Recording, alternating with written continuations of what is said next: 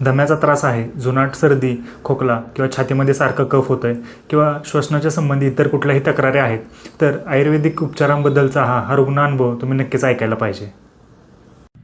माझ्या वडिलांसाठी मी ट्रीटमेंट या ठिकाणी चालू केली अकलूजला. पुण्यापासून मी ट्रीटमेंट घेऊन आलो. तिथं पंप चालू होता, पण तो पंप मला पाहिजे असा तो काय फरक जाणवत नव्हता.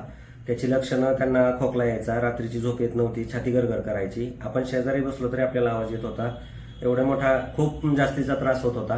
पण मी अकलूजला आल्यानंतर माझी ही 4थी वेळ आहे आता औषधं नेण्याची माझी, आणि 4 महिने झाले परिपूर्ण अगदी जवळजवळ 90% फरक पडलेला आहे.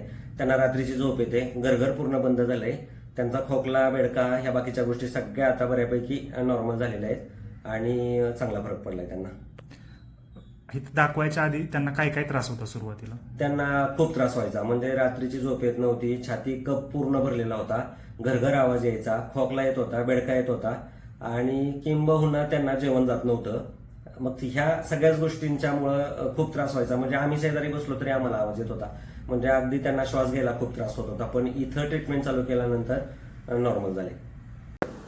जर तुम्हालाही दमा, खोकला किंवा जुनाट सर्दी, छातीमध्ये वारंवार कफ होणं, कान दुखणं, चक्कर येणं किंवा भूक न लागणं, ताप राहणं अशी लक्षणं असतील, तर आयुर्वेदानुसार त्याचं निदान व उपचार घेतल्यास नक्कीच त्याच्यामध्ये अतिशय चांगला फायदा झालेला लक्षात येतो.